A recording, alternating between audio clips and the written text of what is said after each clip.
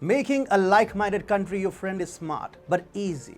Making a friend out of your enemy's enemy is quite bold, but also quite obvious. But making a friend out of your sworn enemy is something only legends do. And that's what Israel is doing with Qatar now. The world sees them as sworn enemies, but soon they're going to be best friends forever. So what has changed over the past 6 months? How did the UAE, Israel, France and Saudi Arabia manage to do this undoable thing? No, they don't have a magic wand. They have best diplomatic minds to win this game. And welcome to TFI Global, the foreign affairs and geopolitical analysis arm of the TFI Media Group. I'm your host Atul Mishra, and in this video I will tell you how Israel's biggest enemy in the Arab world, Qatar, will soon become its best friend. Let's begin. A geopolitical relationship is a marriage of convenience. Forget commitments and promises. What prevails in the end are interests of one's own. So one of Israel's staunchest enemies, Qatar, is now making friendly overtures to the Jewish nation to keep its own interests alive and afloat. And if everything goes as planned, Qatar may soon become the latest country to normalize its relations with Israel and sign the Abraham Accords. Qatar and Israel are sworn enemies. They don't share diplomatic ties. But this relationship is changing. Consider the recent diamond trade pact between the two countries. Qatar will now welcome the Jewish diamond merchants on its soil.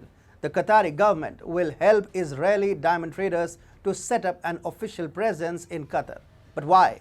Why does Qatar need to placate Israel before entering into the diamond trading arena? Well, Qatar wants to become a hub of diamond trading activities in the Gulf region.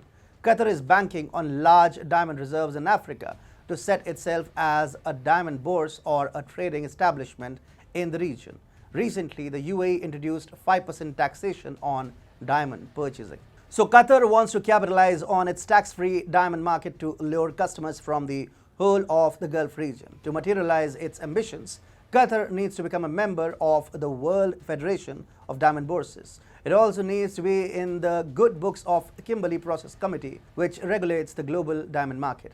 Interestingly, Israel and the UAE are two of the most influential members of the Kimberley Process Committee. 3.5 years ago, when Qatar requested the World Federation of Diamond Bourses to convene the Kimberley Process Committee, it was vetoed by Israel with help from the UAE. 6 months ago, Qatar again brought the issue of establishing their own diamond bourse to the Kimberley Process Committee. But it was not vetoed by Israel this time. Instead, Israelis saw an opportunity there. They wanted to continue the momentum of the Abraham Accords. Israelis didn't want a full-fledged relationship, but a mere diplomatic engagement would have sufficed. Subsequently, the Saudi bloc and Qatar reconciled in January this year, paving way for the UAE to withdraw its objections. Contacts between Israel and Qatar became direct, and now both countries have formally announced their first ever trade pact after the decade-long diplomatic crisis. But why is this rapprochement significant? Mind the fact that Qatar is alleged of funding terror activities in Iran and the Hamas-ruled Gaza. Israel considers both Iran and Hamas its existential threats. If Qatar and Israel become friends, it will spell a disaster of epic proportions for Israel's adversaries in the region. Several high-profile visits have taken place in Doha over the past month. Saudi Arabia's de facto ruler, Mohammed bin Salman, visited Doha earlier this month.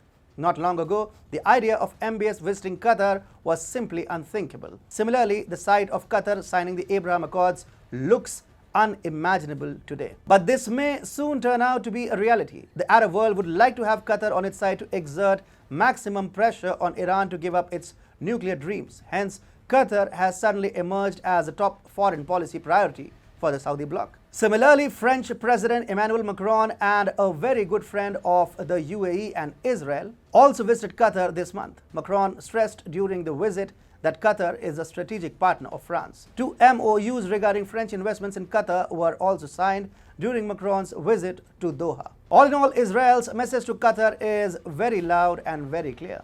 Mending ties with the Jewish nation will prove to be a boon for the Qatari economy. Israel is a tech powerhouse of the world, and the trade ties between the Arab countries and Israel has spectacularly strengthened over the last year. Longing for better economic and diplomatic clout in the Arab world, Qatar won't really mind ditching the Iran-Turkey bloc for a worthy trade partnership with Israel and the UAE.